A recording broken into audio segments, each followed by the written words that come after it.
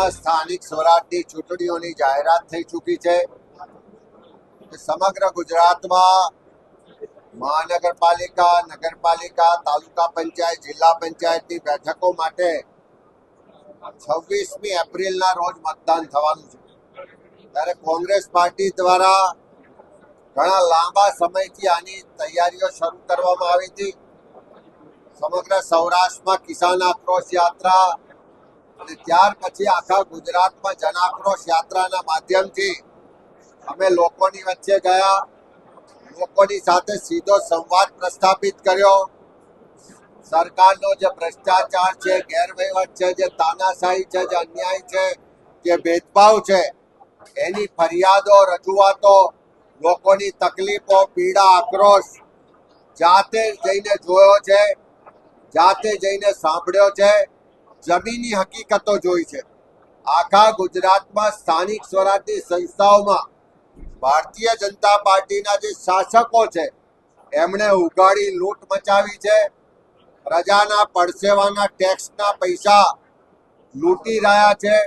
ચારે બાજુ ભ્રષ્ટાચાર થઈ રહ્યો છે. લોકો હેરાન પરેશાન છે.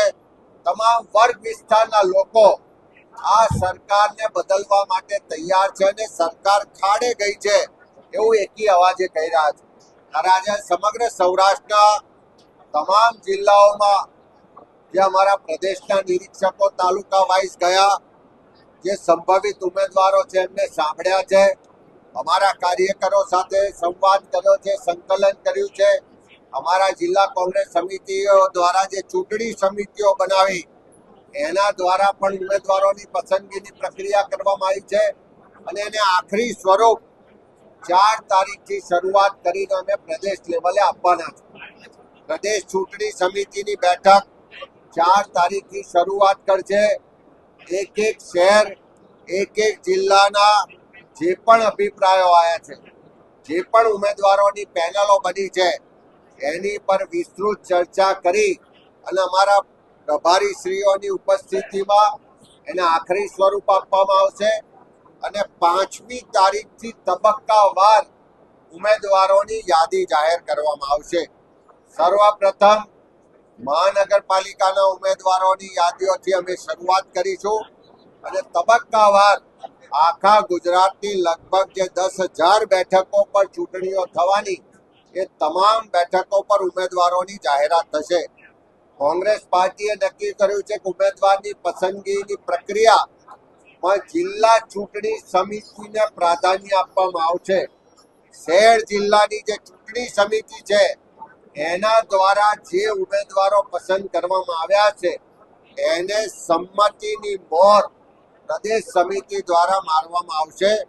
ખાસ કરીને 50% કરતા વધારે બેઠકો પર યુવાનોને તક આપવામાં આવશે. સમાજમાં જે લોકો માટે બોલે છે, લોકોના પ્રશ્નો માટે લડે છે, જે સમાજના પ્રબુદ્ધ નાગરિકો છે, જે આ ભ્રષ્ટાચારી શાસનને બદલવા માંગે છે, જે લોકોના અધિકાર માટે લડવા માંગે છે, જે સંવિધાનની રક્ષા કરવા માટે માંગે છે, આ પંચાયતી રાજ ને સ્થાનિક સ્વરાજમાં જે સત્તાઓ છીનવી રહી છે સરકાર, એની સામે આ સંસ્થાઓ બચાવવા માંગે છે એવા તમામ લોકો, જે લોકોની પસંદગી વાળા ઉમેદવારો છે એમને પ્રાધાન્ય આપવામાં આવશે. સ્થાનિક સ્વરાજની ચૂંટણીઓમાં તાકાતથી લોકો વચ્ચે જઈશું ને લોકોના આશીર્વાદ મેળવીશું. સ્થાનિક સ્વરાજની ચૂંટણીઓમાં ત્યાર પછી વિધાનસભા અને લોકસભામાં લોકોએ ભારતીય જનતા પાર્ટી પર વિશ્વાસ મૂકીને એમને સત્તા સોંપી.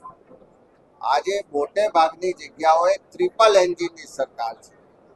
તેમ છતાં પણ આજે લોકોના પ્રશ્નોનું સમાધાન નથી થતું. ભ્રષ્ટાચાર શિષ્ટાચાર બની ગયો છે. જે બજેટની ફાળવણીમાં ભેદભાવ થાય છે. રસ્તા બને તો પહેલા જ વરસાદમાં ધોવાઈ જાય છે. પાણીની ટાંકી બને તો ટેસ્ટિંગમાં તૂટી પડે છે. ચોમાસામાં પાણી ભરાવાના પ્રશ્નો છે, પૂર આવવાના પ્રશ્નો છે. અહીંયા આગળ રાજકોટમાં જઈએ તો અગ્નિકાંડ થાય, મોરબીમાં બ્રિજ તૂટી પડે, વડોદરામાં હરણીકાંડ થાય, બોટ ડૂબી જાય.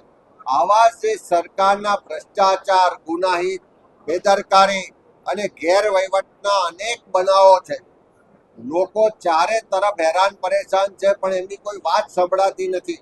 ત્યારે પ્રજા પણ હવે પરિવર્તન ઝંખે છે અને એની શરૂઆત ગુજરાતમાં સ્થાનિક સ્વરાજની ચૂંટણીઓમાં થશે. આજે જે સૌરાષ્ટ્રના તમામ જિલ્લાઓના મારા આગેવાનો, કાર્યકરો, પદાધિકારીઓ સાથે જે વિસ્તૃત સંવાદ કર્યો છે, એના પરથી હું એટલું ચોક્કસ કહું કે ગુજરાતમાં પરિવર્તન થવા જઈ રહ્યું છે અને એની શરૂઆત આ સ્થાનિક સ્વરાજની ચૂંટણીઓથી થશે. આ વખતે ચૂંટણીમાં ઉમેદવારોની પસંદગીની પ્રક્રિયા અમે પહેલેથી શરૂઆત કરી છે. સાથે સાથે તમામ જિલ્લા કક્ષાએ લીગલ ટીમ પણ અમારી સક્રિય છે. સરકાર દ્વારા જે સામ દામ દંડ ભેદની નીતિ અપનાવી અને ઉમેદવારી ફોર્મ રદ કરાવવાના, ઉમેદવારી ફોર્મ પાછા ખેંચાવાના, ડરાવવાના, ધમકાવવાના, લલચાવવાના જે પ્રયત્નો થાય છે, એની સામે આ વખતે અમારી જિલ્લાની ટીમો પણ સક્ષમ છે.